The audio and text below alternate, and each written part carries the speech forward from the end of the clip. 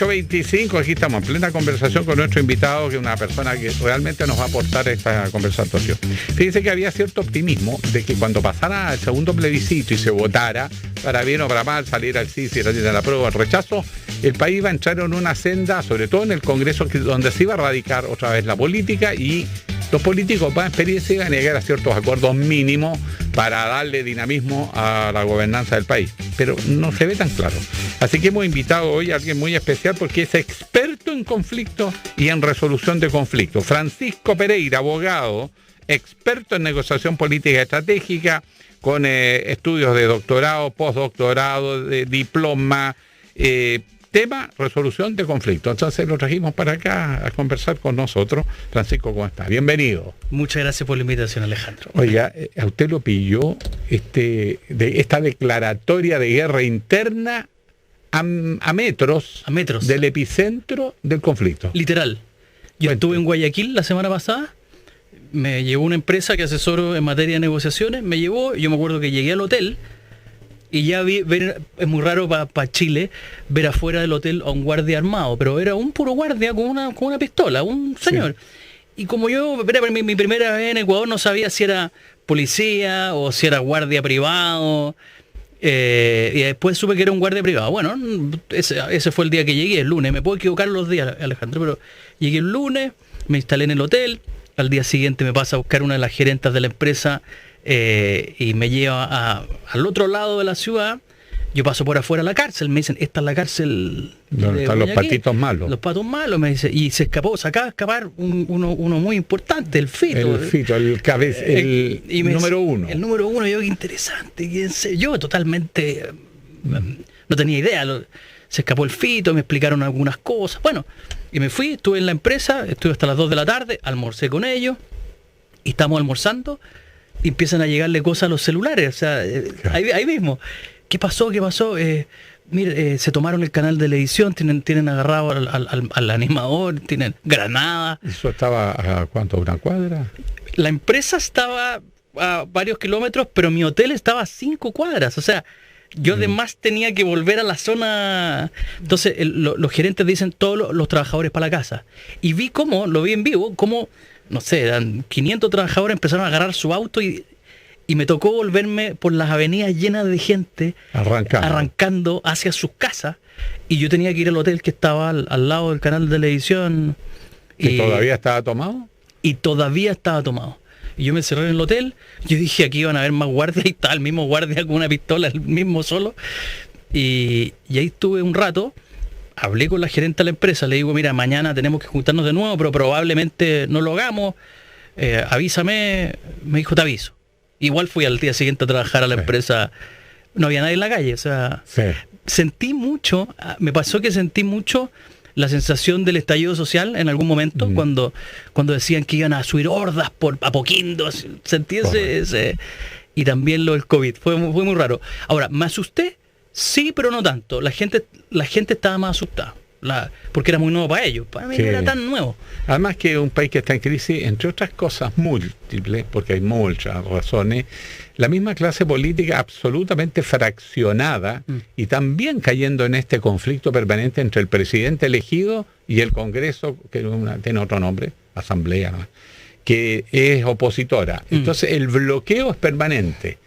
Y veámoslo ahora con Chile, porque algunos empiezan a decir, mire, no estamos en lo mismo, pero vamos para allá. ¿Cómo enfrentamos en Chile la necesidad de darle gobernabilidad a un país donde la oposición y el oficialismo, sea de derecha, sea de izquierda, que gobierna, no dialogan ni llegan a acuerdos? A ver, yo te voy a hablar desde mi expertise, que es la negociación. Y para eso necesito explicarte que hay 2 variables en juego cuando uno negocia: la relación con el otro y el resultado de la negociación. Vamos a ir a la relación. Cada vez que uno negocia con alguien, Alejandro, tiene que analizar si ese alguien lo va a volver a ver o no lo va a volver a ver. Cuando uno vende un auto, cuando vende una casa, cuando arrienda, no es lo mismo negociar con un trabajador de tu empresa a negociar con alguien que le vende un auto. No es lo mismo negociar con alguien que te va a comprar el 100% de tu empresa o el 50%. En un caso va a ser socio, en el otro nunca más lo va a ver. Entonces, ¿qué dice la ciencia de la negociación? Cuando tú negocias con alguien que vas a volver a ver, no puedes usar tácticas muy competitivas porque tienes que cuidar a ese otro, ¿ok? Eso es lo conceptual. Tienen que ganar los dos. Tienen que ganar los dos porque lo vas a seguir viendo, ¿ok? ¿Qué pasa hoy día en la política? Hoy día, que no es lo mismo que pasaba en la época de Lagos, en la época de Elwin, hacia atrás. Hoy día todos los políticos ven las negociaciones como negociaciones de un tiro, de una jugada. No tienen en perspectiva que se van a tener que seguir relacionando con otro. Y eso hace toda la diferencia entre la política de hoy y la de antes. Y yo te diría que no solamente eso ocurre en Chile, ocurre a nivel mundial. Y eso tiene que ver... Sin irnos de Chile, Sí. yo recuerdo que el presidente Lagos tuvo un grave problema en su gobierno. Claro. A propósito de los sobresueldos Así y es. eso, y cuando estaba al borde de una acusación constitucional, o incluso que la justicia se le fuera encima, Pablo Longueira, que era el líder de la UDI en Así ese es. rato, le da la pasada y lo respalda. Así y es. yo he escuchado muchas veces a expresidentes de Chile decir, mira, yo llamaba a Pablo, necesito 4 Sí. votos, y le conseguía los 4 Así votos. es. O sea, era un Chile que conversaba, que se ponían las posiciones, pero había acuerdo, nadie se tiraba a matar. Yo tengo la sensación que hoy día Obvio. se están tirando a tratar de liquidar unos con otros sin saber que aunque tengas oposición, mañana puede ser gobierno y te van a hacer lo mismo. Alejandro, y tiene que ver con lo que te digo de la falta de mirada a largo plazo y saber que tu contraparte en la negociación va a seguir siendo tu contraparte para siempre, entre comillas. ¿Por qué Longueira podía hacer eso? Porque además él sabía que internamente tenía una coalición alineada y le podía pedir los 4 votos. Pero hoy día los presidentes de partido ni siquiera tienen la garantía de que sus propios diputados, sus propios senadores van a votar como orden de partido. Hoy día se critica la orden de partido. Antes eso era garantía de que cuando tú celebrabas un acuerdo con otro político, ese acuerdo se iba a ejecutar de buena forma. Pero hoy día nadie tiene la garantía de decir, aquí están todos los votos de mi partido. Sí, Mira, no el único puedo. resabio, yo te diría, el único resabio que queda de esa mirada de largo plazo y un poco más republicana, es que cada vez que hay rumores de que un presidente no va a terminar su mandato, como decían, Piñera no va a terminar su mandato. Lo dijeron, mira, cada vez que alguien lo dice, yo digo lo mismo. No digan tonteras. Cuando decían, Bachelet, por el caso de Cabal, Sí. no va a terminar su mandato. Piñera no va a terminar su mandato. Boric, lo decían al primer mes, no va a terminar su mandato. Y es ahí cuando uno ve voces de políticos más centrados y dicen, no me hablen tonteras, aquí que caiga un presidente es lo peor que le puede pasar a nuestro país. Entonces, ese es el único resabio republicano que yo veo. Pero el resto es mirada a corto plazo, cómo obtengo el mayor beneficio. Mira lo que pasó a propósito de las conversaciones del lobby, lo que pasó con Salaquet. Sí. Mira lo que pasó. ¿Cómo tú A ver, tienes- ese caso Sí. que es noticia. A la gente hay que explicarle, porque no toda conversación es lobby, pero No. hay una línea roja inequívoca. El fiscalizador y el fiscalizado no se pueden reunir en forma privada en un recinto privado. Por último, que sean en dependencia pública y informando que se reunieron. Si es normal que se todos creíamos que habíamos avanzado, pero el país retrocedió porque ahora resulta que todos hacían lo mismo, Todos hacían lo o mismo. casi todos. Y, a ver, cuando uno entra a matizar distintas situaciones, a ver, puede ser poco popular, pero no es lo mismo si a ti, Alejandro, te invitan a exponer sobre la mirada. Yo me acuerdo que a ti te interesaban los temas del norte, la minería, me acuerdo, Sí. alguna vez tuve... Minería, energía. Te gustaban esos temas. Si alguna vez te Y me invitan invitaron más de alguna vez a hablar de eso. y tú vas a exponer tu mirada, no le veo tanto problema. Pero si al frente tuyo está el incumbente en una ley que tú estás tramitando, o el regulado por Cuando ti. estás sacando la ley esta del royalty minero y te Claro. reúnes con las mineras reservado y además en las oficinas de un gerente. Claro, no es lo mismo No puede. que hacerlo en Exponor, no tengo idea, Claro. y donde habla a todo y hay prensa y se sabe lo que se conversó. Aun cuando es una reunión privada, en un recinto privado, pero con acceso al público, no le veo tanto drama.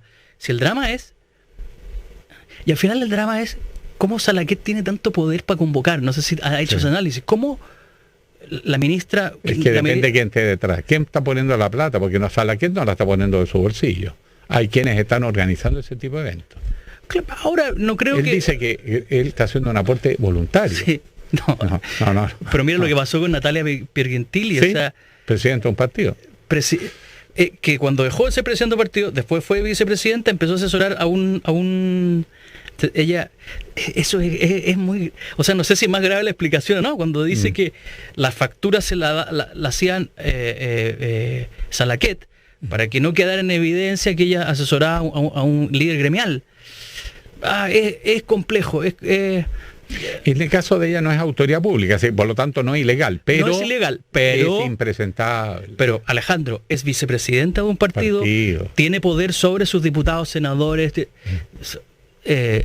Están reuniones donde hay partes que son legales y hay temas éticos. Ahora, también. Pero ¿te puedo decir algo muy impopular? Sí. Muy impopular. Me gusta la cosa impopular. Buenísimo. Los políticos también tienen que comer. O sea, los políticos son mamás, son papás. La gente asocia a que el político tiene la vida resuelta. O sea, cuando un político deja de ser parlamentario, yo soy un ferviente y un entusiasta promotor de la gente que abraza el servicio público. No tengo ningún problema. Pero el día que ya no es parlamentario tiene que ganarse la vida. Y se la tiene que ganar, pero senador...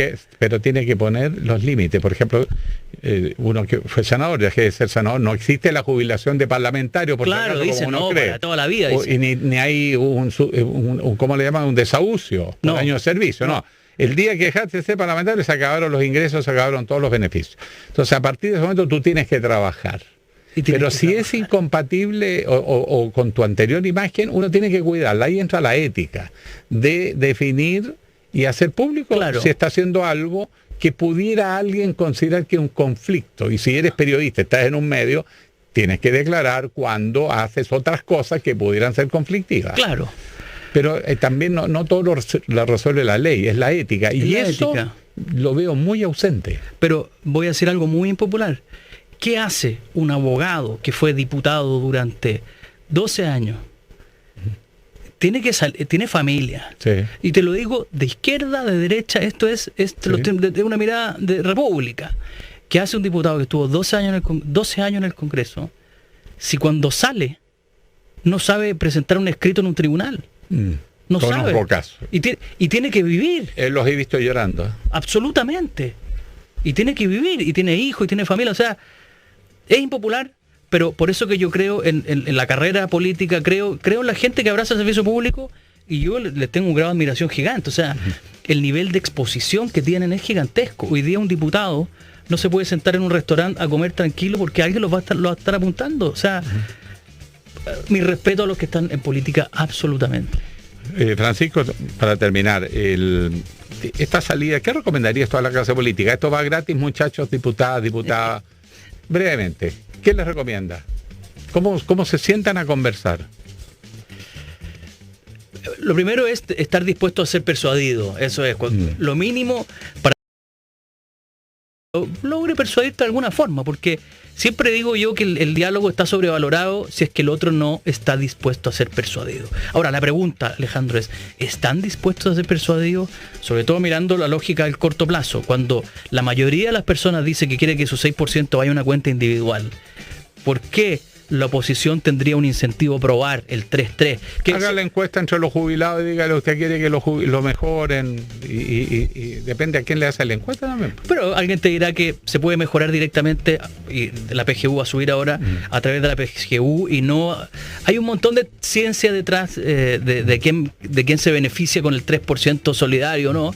Pero lo primero es ser persuadido. Lo que yo creo que va a pasar ahora es que se va a aprobar el 3-3, se va a aprobar porque tienen los votos del PDG, de lado demócrata, se va a aprobar, y en el Senado puede que salga 4-2. Creo que puede salir de ahí un 4-2, 4 a individual y 2 a fondo común. Creo que gracias.